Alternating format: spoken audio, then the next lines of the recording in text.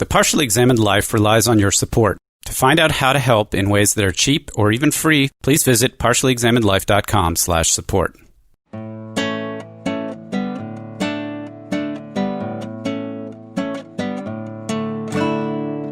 You're listening to Partially Examined Life, episode 247, part 2, discussing Aristotle's Rhetoric.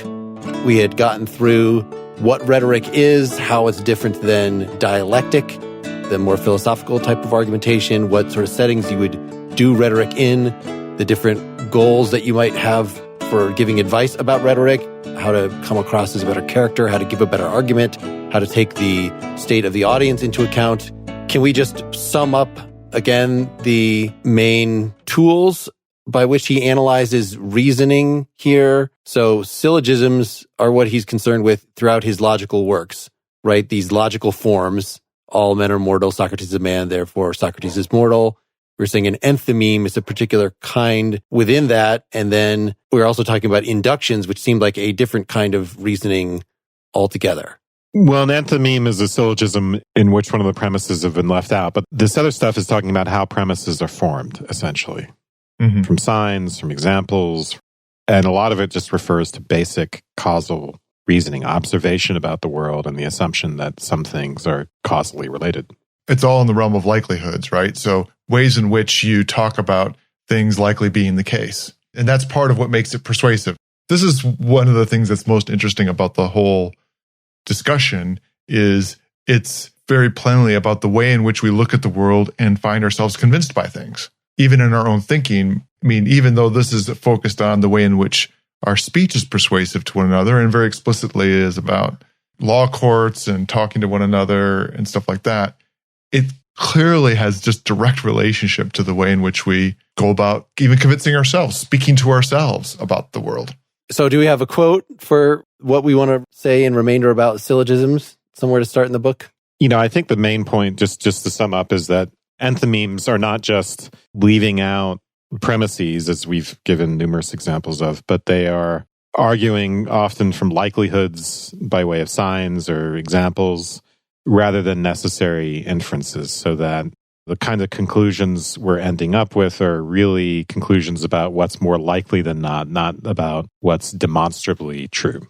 And this is the kind of reasoning which is going to be common in public discourse, right? Because we are talking about human concerns and about what's ethical and about what's just. And a lot of that is not going to be clearly demonstrable in the way that, say, the Pythagorean theorem is demonstrable. It just doesn't allow for the same level of precision and certainty.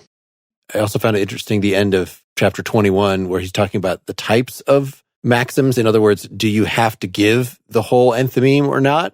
That something could not just even have one premise left out, assumed, but could have all of them left out, that if you build in, I think this is what we're looking at in some of the examples before, where if you phrase something where you say laziness or something, if you use a pejorative term, then you're kind of building in another assumption that the thing you're describing is bad. And that, so you could even do that. He says the 4 types of maxims where the addendum is already known and not needed. In other words, the reason, or lacking because it's self-evident as soon as it's stated, or you have the reason and you state it fully, or you have it somehow incorporated into the maxim itself, that it really becomes an art in how concise you can make this. And he says you could even make it kind of a riddle if you think everybody's going to get it, right? If you're relying enough on old chestnuts that oh, okay, I see where they're going with that. I don't need you to spell out any of the reasons. I will see this as an argument in itself. I feel like people use that. Somebody used that recently. Was it a Winston Churchill quote that if you're not liberal when you're young, you have no heart. But if you're not conservative when you're old, you have no brain. And just putting that out like that was an argument. Whereas there's so much left out of that. Yeah. But I hadn't thought that you could unpack that and say that's an enthymeme. So the idea is, some of the premises are just, one is observational. People who are older tend to be more conservative. And you might think people who are older tend to be wiser, therefore to be, stuff like that. But I'm used to seeing things like that as that's not an argument. But it is an argument. It's just a very compact, sloppy argument, an argument that relies on the audience sharing certain common assumptions. So that's not going to be convincing to anybody who's a liberal. And often we can see the grain of truth in it. It's just that things are more complicated than that. You just have to understand that an argument isn't necessarily something that is locked down, right? It is an argument. It's just you have the question of whether it's how persuasive and how clear and how underpinned that argument is. I mean, do we want to cover anything in chapter 24 about fallacious enthymemes? And because he does go into that, right? The way in which they can be deceptive and wrong. And Oh, I said 18 through 22 in my intro, and that's what I studied. So if you want to say, say 24, I'm fine, but I don't remember it. So, for instance, some of them are just arguments by analogy, and a lot of them are really funny. One of the examples is part-whole inferences. So everyone knows the meaning of any given word because we know what all the letters are. So you reach this fallacious conclusion that people necessarily know what words mean just because they know what the component letters are in every case. So it's a false inference, but you can see how those sorts of part-whole inferences, even, that one's kind of absurd, but how that would and does happen in everyday sorts of reasoning. So he gives lots of different examples like that. And again, public discourse is rife with this type of stuff, especially Twitter. So lots of pitfalls to this type of reasoning. So should we move to emotions, or is there anything else people want to pull out? The whole reason I wanted to read this book is because in the Martha Nussbaum Therapy of Desire book that we're reading to accompany our Epicurus episode, there's a chapter on this, and I was very curious. When I actually looked back a little at that chapter that she wrote, it kind of makes the same points about emotions that we already made in our interview with her, pretty much every time we've dealt with emotions, we've made it clear that emotions are not just irrational feelings. It's like nausea. Like they're judgments. I'm mad at you because I have a perceived slight or something like that. So we've talked about it with Spinoza and with Sartre, with several other thinkers that I think they all probably are. This Aristotle text is where this all stems from. It's so funny that it goes all the way back here, but yet it's still something that is, I don't think the dominant, like it needs to be argued against today, that people think like, oh, there's the rational logical side and then there's the emotional side, and those are so different. No. Emotions involve judgments. They are, to that extent, species of rationality. But once you get past that insight, there's a lot of detail here, and I don't know that a lot of it stuck with me or that I found it very insightful. I guess if we're starting book 2, chapter 1, we should just say that some of this is just very practical, right? It's about if you're trying to persuade an audience, you have to know something about the emotions, he says, because you have to be able to think about what sorts of emotional responses they're going to have to your speech, because that's going to have an effect on their judgments. It's not just the reasons, but what happens to them emotionally is going to affect their judgment. And then the other part of it, so the enthymeme is the logos part of it, and this emotion stuff is the pathos part of it. And then there's the ethos, which is the sort of person that the speaker appears to be, which is not to say what sort of external reputation they have or anything like that. That's not what's taken into account here, but just the sort of level of credibility. And, I think he breaks this down into 3 things at some point, one of them being goodwill. Judgment, virtue, and goodwill. Judgment, virtue, and goodwill. So when these things are conveyed, and again, it's not by something external, but by the speech itself, then it also makes what you're saying more persuasive. So he reviews that in chapter 1, and then in chapter 2, he says we need to know something about the emotions, so he jumps into an analysis of anger, which is something we discussed at length with Martha Nussbaum, who disagrees with his definition, by the way. I happen to think he's right, but this idea that anger is a response to being slighted or belittled, she didn't think the slighting was actually necessary. But I think Aristotle is actually right about this. Should we just read the quote here, chapter 2? This is on page 190 of the Sachs. Let anger be understood as a desire, already that's interesting, accompanied by pain, for revenge for a perceived belittling of oneself or anything of one's own when that belittling is not appropriate. There you go. Is it a desire for the pain to go away? It's the desire for the pleasure of revenge. Right. Whereas she says hate is not accompanied by pain later. That's a fun little section. But anger is accompanied by pain, but yet it has a pleasure of anticipated revenge. Right. And anger is possible to cure because it's not associated with evil, whereas hatred is impossible to cure, essentially because it's associated with evil. So he gets into the 3 forms of belittling. I think this is the fundamental insight that's so important politically and ethically, because a lot of violence and conflict stems from the ways in which, from people's feelings of humiliation and... Well, their anger as a result of that. Yeah. And their desire for revenge, and then their enactment of that vengeance. So, for instance, it's a very good predictor of, I've taken classes on the sociology of murder, and second-degree murder often follows a humiliating instance, something that might seem extremely trivial. So I think that gets most at his idea of insolence. That's one of his three forms of belittling: contempt, spitefulness, and insolence, where insolence involves doing something that's essentially, right? Am I right about that? Saying things that bring shame to the person who suffers them. It is a very status-oriented set of definitions here. Exactly. Which you're interpreting as how psychologically insightful that is. Whereas I feel like he lived in a society with slaves and with very clear status distinctions that maybe we don't have. And so maybe that's why this did not seem, though I take your point. Well, I think, and you've accused me of having this as an obsession, and I guess that's fair. But it's because of thinking about the role of status and narcissism and what psychologists would call this narcissistic injury.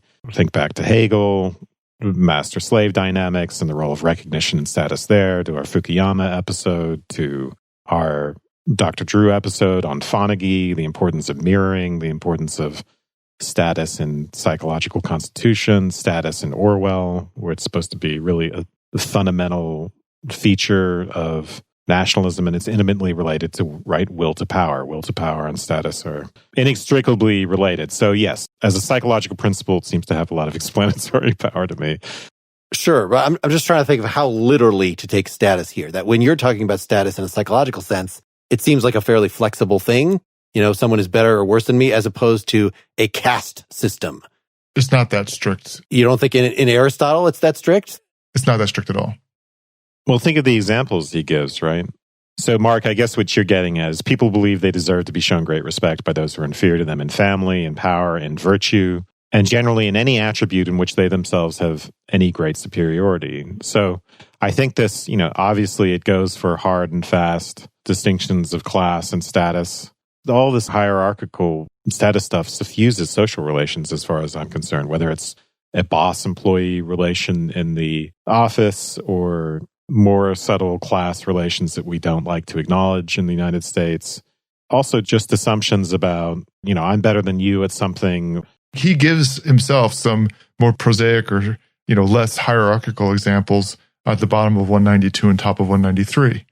He says, people are angry when their feelings are hurt. Anyone feeling pain desires something. So if anyone deals any sort of blow to his getting it immediately, say to his drinking if he is thirsty, and similarly, even if he does not, if he appears to do that same thing, or if anyone acts in opposition to him or does not act in support of him or bothers him in any way when he is in this condition, he is angry with them all. That's why people who are sick, poor, in love, in thirst, and in general in the grip of unfulfilled desire are prone to anger and easily aroused, especially against those who belittle their present distress. A sick person, for example, at those who belittle his illness, a needy person at those who belittle his poverty, someone in a war at those who belittle the war, a lover at those who belittle love, and similarly with the rest. For each person has the way paved for his own anger by the passion that is already present. That's pretty broad. One of the examples I'm thinking about with second-degree murder that always stuck with me is a case in which a guy and his friend were hanging out one weekend, and the guy took a French fry off his plate without asking, and he shot him. The analysis of this turned out to have something to do with, and it turns out most murders happen on the weekend because people are really stressed out by the status and hierarchical implications of work, right? It's not just the actual labor of the job, which is problematic, but power relations that go on and humiliating things that happen, and then they expect to be free of that on the weekend. This is the theory. So the idea is that expectation makes people more sensitive to these slights and insults, and they're more likely to fly off the handle. So it's not the French fry that the guy was angry about exactly. It's not, okay, I have one less French fry and that enrages me. I really needed that French fry. It's a status injury thing where he felt belittled by that. He felt like he was not being given the proper respect, and he was primed to explode after various other humiliations, and that was the last straw, so to speak. Well, that seems a good explanation of domestic violence as well. That like the sensible businessman who is, keeps himself proper all day long and then gets home and expects things to be free of that dynamic and is not going to take any guff and is going to fly off the handle. Yeah. Wants to be respected, wants to be treated as a superior because they've been an inferior most of the day. So if someone is poor and you mock them in their poverty, that's going to make them especially angry. Like maybe that just seems a foreign thing. To mock somebody for being poor? It's certainly not foreign to him to mock somebody. Instead of thinking about poverty, think about your personal shortcomings. And if someone really knows how to, if you've been in a fight with someone, they really know how to hurt your feelings. They really know how to get at something, one of your personal flaws. I think that's the insight. It's inevitably going to be enraging. Especially the things that you feel most insecure about. Yeah, he even says that, right? So if someone calls you dumb, oh, you're an idiot, and you're relatively self-confident about your intelligence, it's unlikely to be a status injury. It also depends whether the belittling is done publicly or has with it the ramifications of having other people. In other words, you can be embarrassed and you can be shamed. To be embarrassed in front of people is significantly worse than just having somebody one-on-one point out your foibles and kind of needle you. That can get under your skin, but it's very different when it's done publicly. It just ups the temperature, right? Big time. I don't know, Mark, are you still skeptical about this? Or are you? I would have to re-listen to our discussion with Nussbaum to see whether I think this is necessary for anger. I think that from what I recall, her point was this is an understandable way that people could get angry, but is this what just anger is as a definition of anger? Or is this a definition of some Greek word that doesn't quite match anger and maybe has the status injury part built into it? I'm not really sure. I think the word here is actually thumos.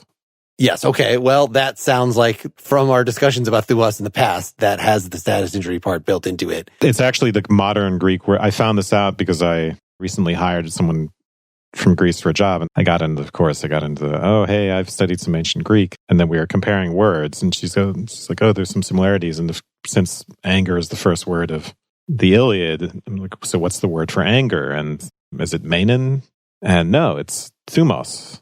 Or it sounded something like thumos, what she said. So, if I were to try to think about other things that I think are anger that don't seem necessarily to be belittling, those are ones that I'd want to try to maybe explain to see if this was not quite right. So if I think about the one that leaps to mind are cases where I get angry, but there doesn't seem to be a person involved. The best it could be is that it's belittling by analogy. Like I get so angry, I want to throw my computer through the window. Just frustration. Yeah. Far more often I would get actually angry that way than at a person. But the question is whether frustration is reducible to status injury, which I happen to think that it is. It's like when Xerxes has the sea whipped because he can't cross it. I tend to agree with you on that. Yeah. That what I'm feeling is I'm feeling mocked by my computer. Exactly. And that is what, even though I'm anthropomorphizing it, yeah, that's exactly the kind of riled up that I get. Or getting angry at God. The example, Dylan, that you put me in mind of was yesterday I had just put Sky down to bed and I was out on the porch with Shannon and we were talking to some friends and the dog started barking. And I just immediately went blood red with rage about the dogs potentially waking up Sky. Because the worst, don't wake the baby. That's the worst thing. I think I might have called my dog a fucking asshole. Yes. No, I frequently say I'm going to murder you to my dogs. For one reason or another. But let me get back to the text for a second, if I could. Mark, maybe we don't want to get hung up on whether this is a definition of anger. I think we've treated that in another. But page 192 in the Sachs, it's 1379a. So it's already clear from these things what the condition is of the people who themselves are angry, as well as who it is they are angry at and for what reasons. For they themselves are angry when their feelings are hurt. Anyone feeling pain desires something. So if anyone deals any sort of blow to his getting it immediately, say to his drinking if he is thirsty, or if anyone acts in opposition to him or does not act in support of him or bothers him in any other way when he is in this condition, he is angry with them all. This is what people who are sick, poor, in love and thirst, and in general in the grip of unfulfilled desire are prone to anger and easily aroused, especially against those who belittle their present distress. So it's maybe not just the belittlement, but it's the opposition or the obstruction of the satisfaction of desire that causes anger, which explains Dylan's example, right? So if the computer didn't freeze or printed properly or whatever it is that's frustrating that Dylan wants to, his desire is unsatisfied and the computer is an obstruction to that. It's not mocking him, although that's the way he characterizes it after the fact, or maybe even in the moment.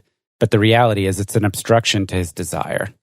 These are the big questions, whether, and I have this argument with a psychoanalyst all the time who thinks that, yeah, frustration is enough for anger, right? And you even see it in babies, right? Where they seem to be enraged when they're frustrated and crying. And we wouldn't think of them developmentally as being at the level where they could feel slighted. So that's one counterexample. And I think the one that Nussbaum is thinking about is injustice, the anger you would feel at seeing injustices done. And so the question is whether those could be fit into Aristotle's paradigm of belittlement or status injury, or however you want to put it. And I think that's actually a very complicated question, but I'm inclined to sympathize with Aristotle.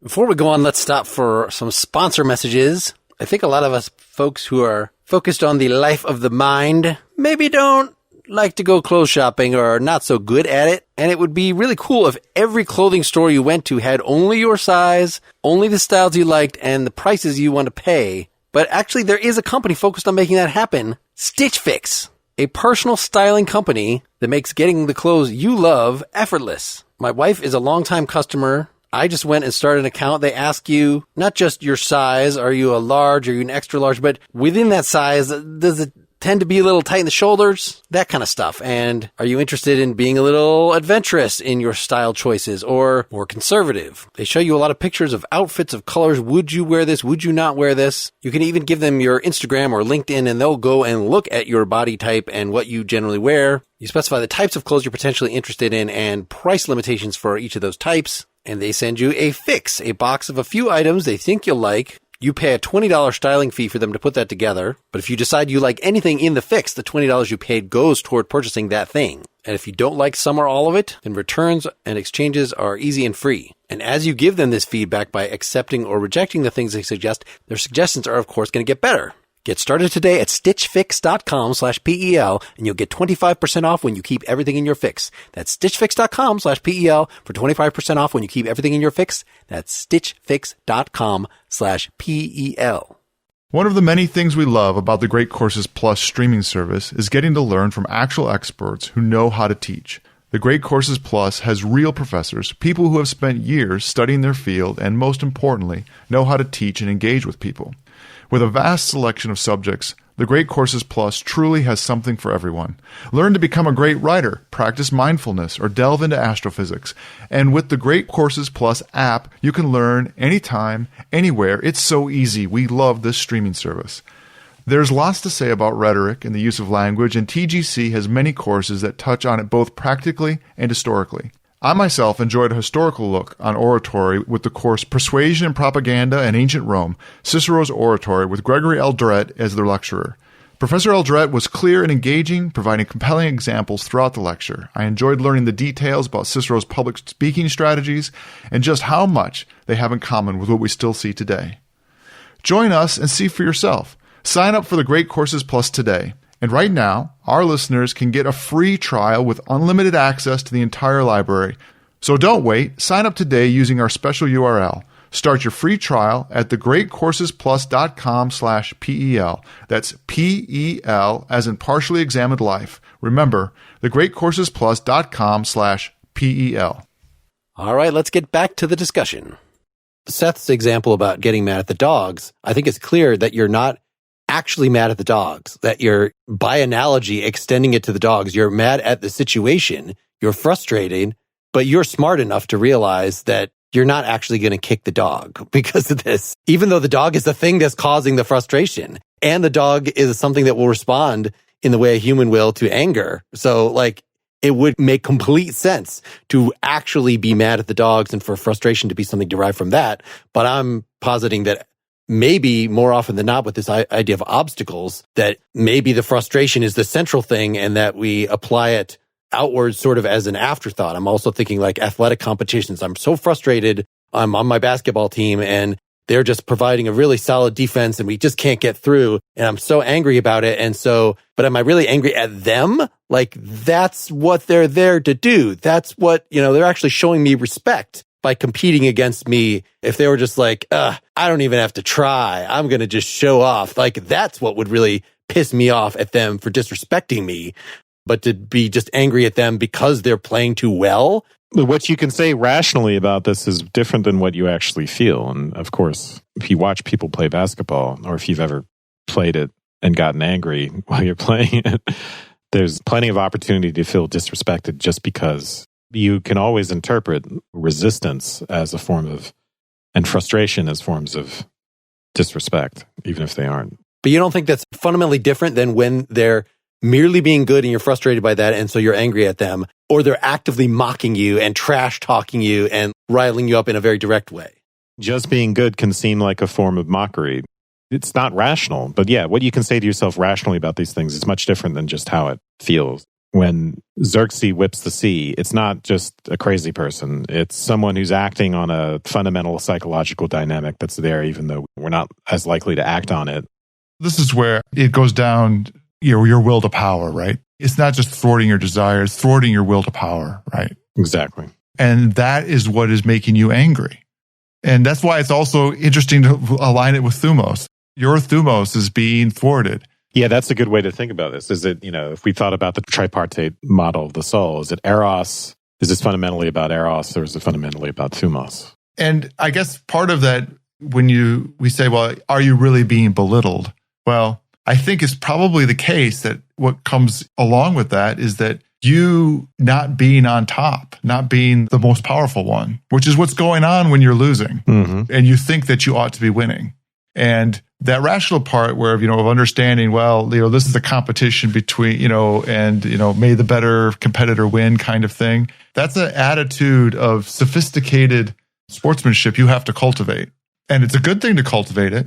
But now we're circling back to where Mark didn't earlier buy into the notion of status and honor and all this. And it seems like we're circling back to that, where it's like, well, I have some belief about the type of status I should be accorded, the type of honors or recognition or whatever, or rights that I have to express myself in the world. And that I believe that I have a certain set of projects that I should be able to accomplish. And when those are frustrated, it feels like we're just coming back to validate the earlier Aristotelian stuff about status in society that we were questioning, or that Mark was questioning at least. I think you're right, Seth. I think both Wes and I are relatively aligned that we think that it's a pretty accurate interpretation of anger that Aristotle presents. And we've sort of been going through, it comes down to whether or not these other examples that seem to be associated with anger really fall into this question of sort of status and will to power or not. We should talk about the practical implications of this, right? Which amounts to like a one-line throwaway at the end of the chapter 2. But it's like, yeah, you should think about what's going to make people prone to anger so that you can present your opponents as guilty of those things which cause people to get angry and as being the sort of people they get angry at. So this becomes a manipulative rhetorical tool. Why do we need to understand emotions? It's exactly that. It's anger and other emotions. You need to understand your audience and how your audience reacts to things so that you can know how to use that in order to persuade them of things. And I think what Nussbaum was getting at is anger can be at injustice, and I would try to reduce this to status stuff, but she doesn't think that's the case. And the idea is that we shouldn't therapeutically just work on ridding ourselves of anger because it's appropriate to be angry at injustice. And then if you think about the rhetorical application here, one might say, yeah, it's perfectly okay to whip up people into outrage if the object of that outrage is injustice, because that outrage is motivating and it will lead to reforms that will help solve the problems of injustice. That's a really difficult and important ethical question when it comes to rhetoric and public discourse. The reverse is true as well, is that displays of anger can be formulated as a persuasive way to show that one is a victim of injustice. This is the way in which, what was the latest Supreme Court justice hearing with Kavanaugh, right? So he used this technique of displaying very, very vocally how angry he was as a way to emphasize the character of injustice that he felt he was being subjected to. And in fact, he was encouraged to do so explicitly. Show them that you're angry is a way to be persuasive about the fact that he was a victim of injustice. Which is different than what Aristotle's talking about, because he's talking about manipulating the audience, not necessarily showing that you, the speaker, are enraged. I don't think Aristotle says that anywhere. You might want to act enraged to get them enraged or to demonstrate, but it certainly fits in with the model here. This is a pretty logical conclusion that you're speaking to your audience and to be more persuasive about the fact that you have been subject to injustice. I'm trying to think about how this works with regard to the notion of privilege, that I think people use this thumatic attack to say, if you have privilege, then you have a certain expectation. You're easy to anger because you have such high expectations, whereas if you are used to being beaten down all the time, then you're just like, I'm just going to roll with it. I'm just going to, this is what I expect. Isn't it horrible that some people have such high expectations because they've been so coddled? On the other hand, if you think like about Nietzsche talking about sort of who the privileged would be, the strong, these are the ones who would slough off, would find it. And I think Aristotle says something to this. If somebody is so far beneath you, criticizing you, then you might their opinion just doesn't even matter. They're so worthless that I can show contempt for them. So that's what privilege is. Privilege is not that you'll be so ready to anger because you're expecting so much, but that you will just be able to blow things off because you are elevated above it.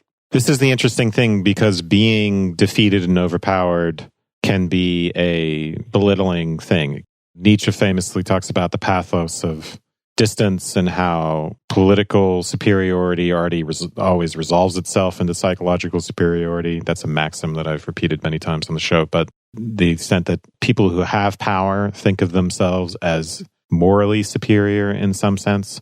But then on some primitive level, contests of any sort, they're like trials by, what are they called? Ordeal, right? Contests can be significations of one's worth. So if you are in that position of power and you are defeated by someone you think is an inferior, then that can be a humiliating experience that leads to anger.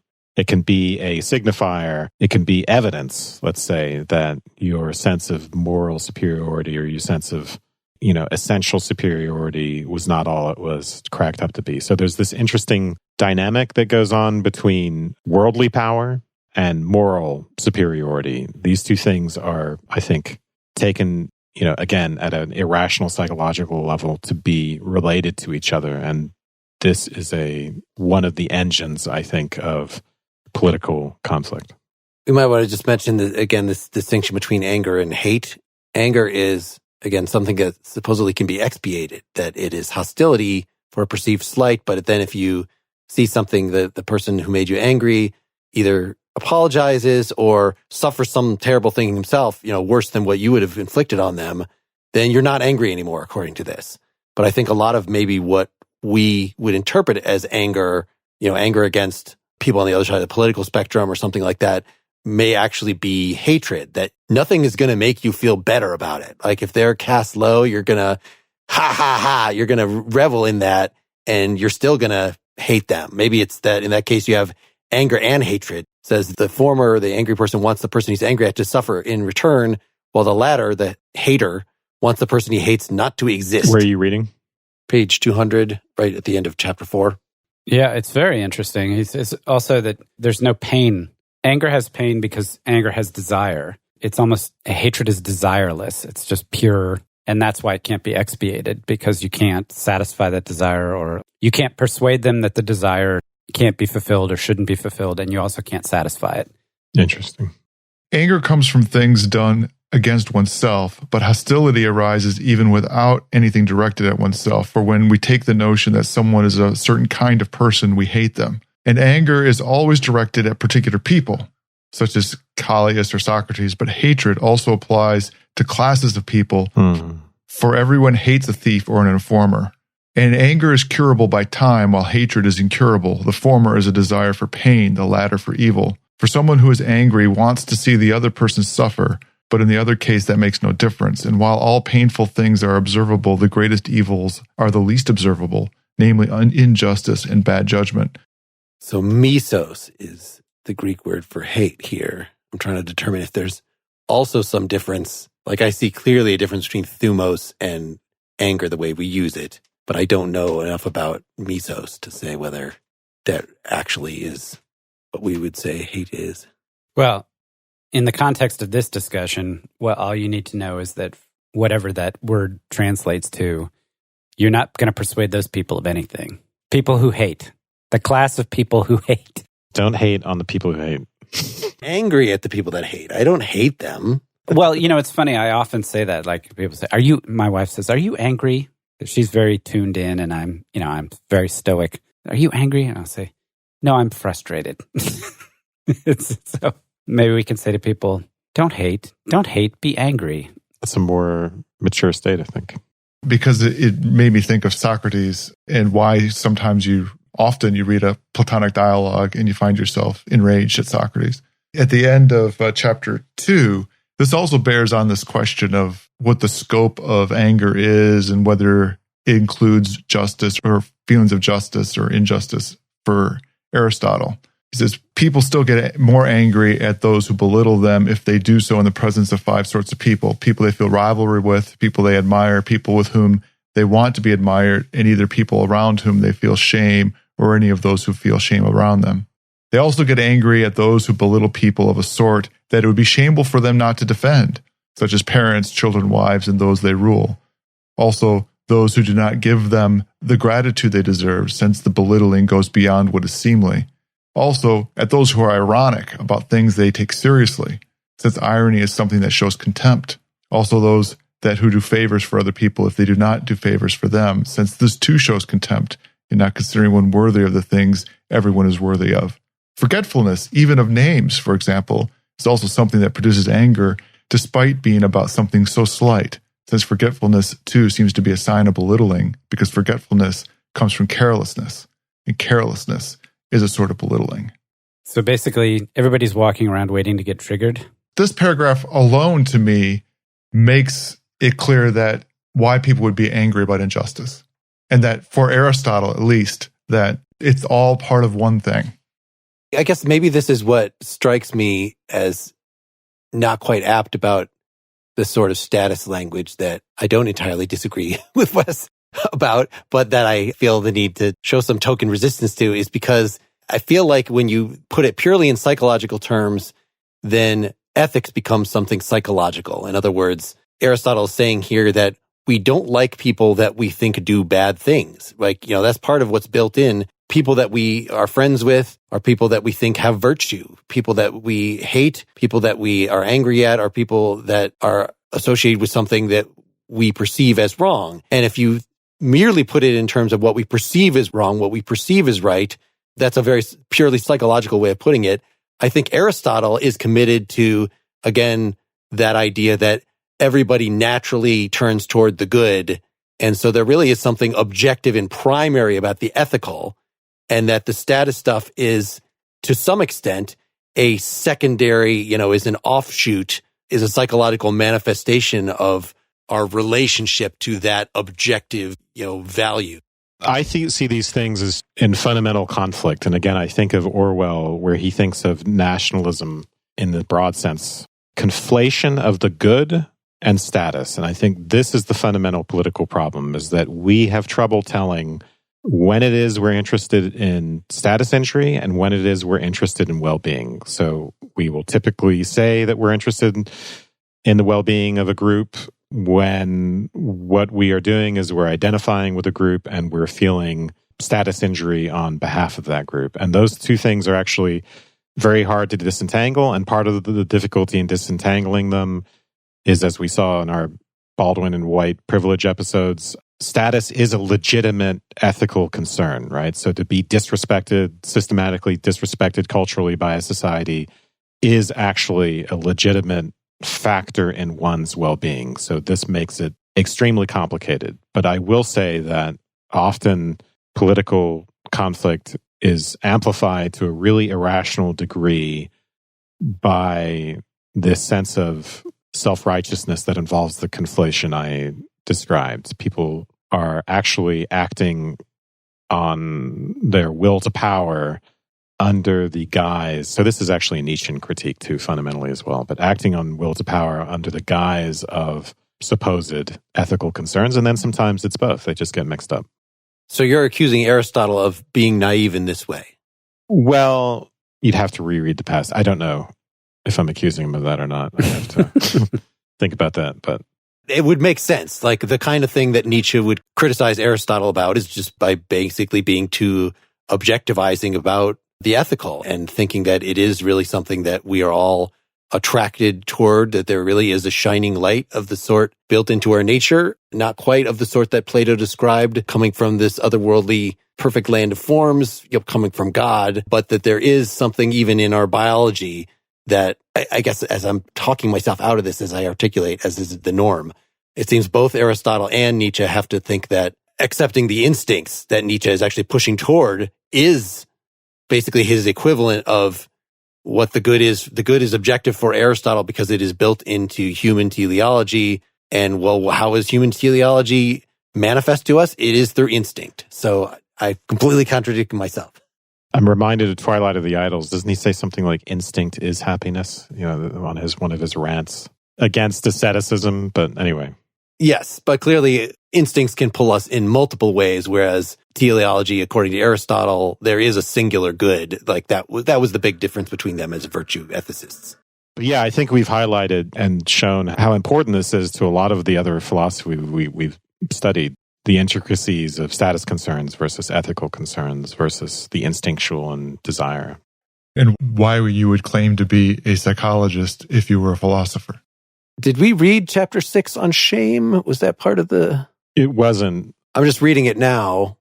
What sorts of things make people feel ashamed or shameless, and in whose presence and what their condition is will be clear from the following. Let shame be understood as a certain pain or agitation over bad deeds, present, past, or future, that appear to bring one into disrepute, and let shamelessness be a certain belittling and indifferent attitude towards these same things. So I think the ambiguity is in there as well. It's pain or agitation over bad deeds, in other words, sort of objectively bad, but qualified, that appear to bring one into disrepute. In other words, according to your society. He just doesn't have a strong distinction between these. It sounds more like what we would call guilt or conscience.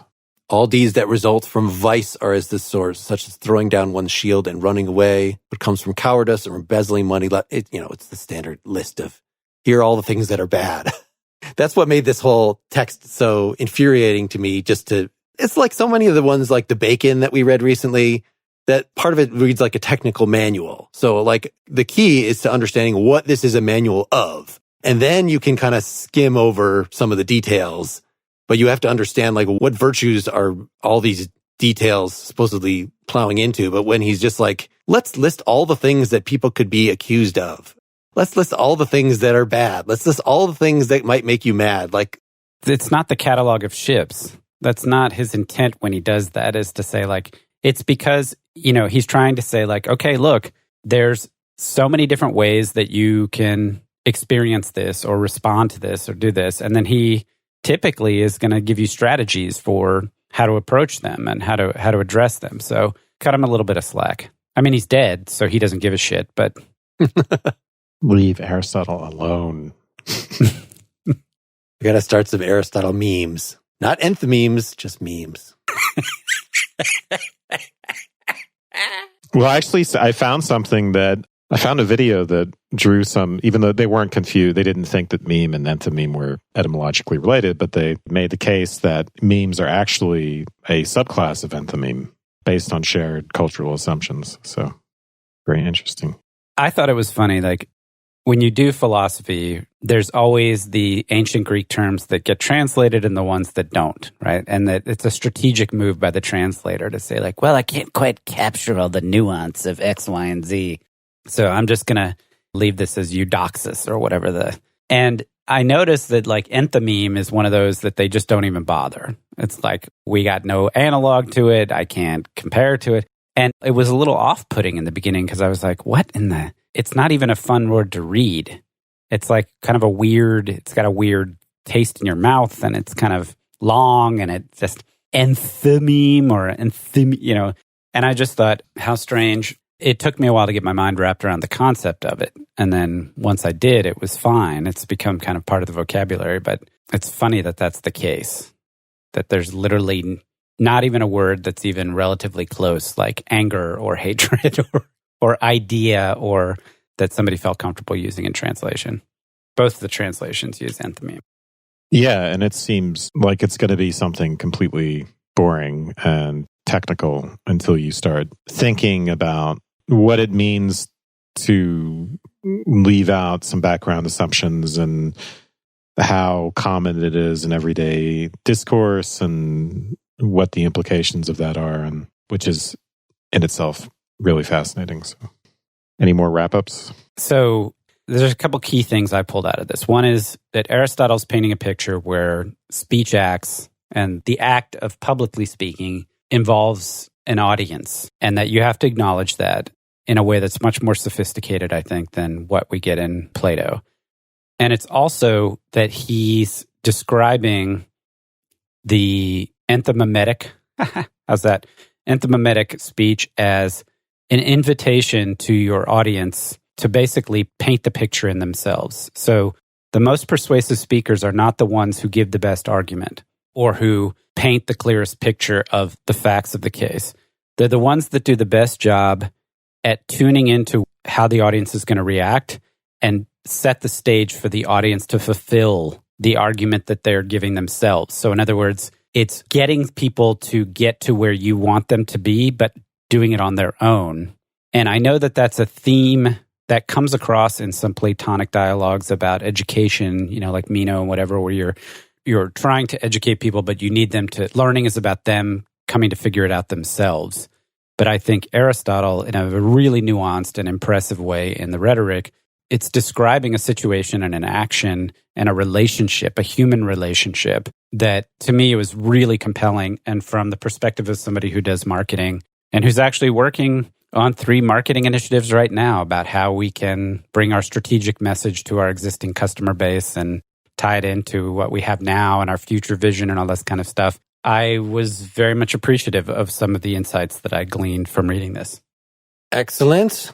I was happy to do this as I didn't expect this to be a kind of soft introduction to his logic, but it is. So I feel like I'm much more prepared now to do the prior analytics or posterior analytics or whichever one of the logical works we end up doing. And I guess I want to throw it out to the audience, whether you feel like, God damn it, enough with the Aristotle already, enough with the ancient Greeks, because to me, this has been a slow walk up to doing Aristotle's metaphysics. And so until we do his metaphysics, which is, you know, a long book, it could be a multi-episode thing in itself, and something on his logic, we're not done with Aristotle. I don't know if I can put this away for another year, even though I sort of hate the experience of reading Aristotle, but I really like the experience of being done reading Aristotle and having an understanding of generally what he's talking about, because so many other people were influenced by this. And this is just making me want to chase, other things in rhetoric that we've done, all these people reacting to him. So this is such a necessary step. If it's eating your vegetables, they're damn good vegetables. Is that when we'll know when it's time to shut the book on PEL?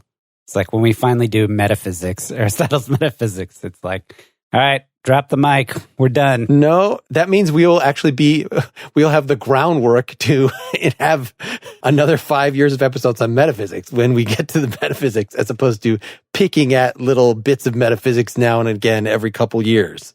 It's not been something we've done systematically. I hope you guys have a great time with that. It's an interesting book. Mark, you just called Aristotle the broccoli of philosophy. Yes, which is a rhetorical. Yeah. Well, wait, that's just one sentence. So let's put this together. Aristotle is the broccoli of philosophy. Now, we need one other sentence to make it an enthymeme, don't we? That's just a declaration. I feel like it's maybe the one that's built in. Because broccoli is good for you and rinses out your colon. And people generally hate eating it, even though they shouldn't. You dislike eating your vegetables, but you feel good afterwards, and then this is an argument. Yeah, the thing is with cruciferous vegetables, you don't feel good after eating them. It's a use of analogy as a premise. And which vegetables? Cruciferous. Broccoli, cauliflower. You actually don't feel good after eating them? I wouldn't know, so. They're very fibrous. Okay. Unless they're soggy and dry. I don't know. I've had too many good tasting. Aristotle is like the broccoli of philosophy because broccoli blows your colon out.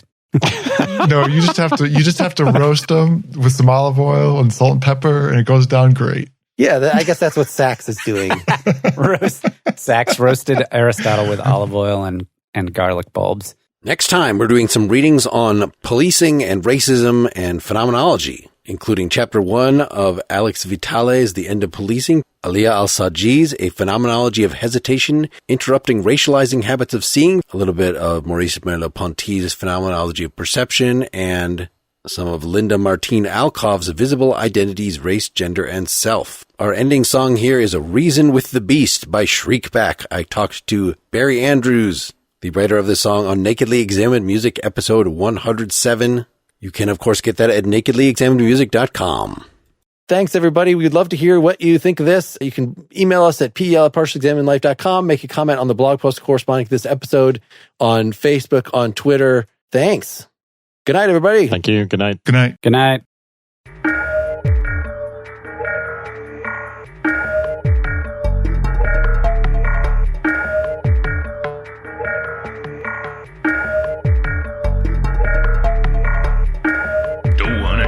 But he gets you there, got a reason with the beast. He makes a rat's nest from your pretty hair, got a reason with the beast. Try to deny him, but he stands his ground. He's a pitbull that you can't impound. Comes the monster in his season and he won't calm down. You got a reason with the beast. Got a reason with the beast. Reason with the beast.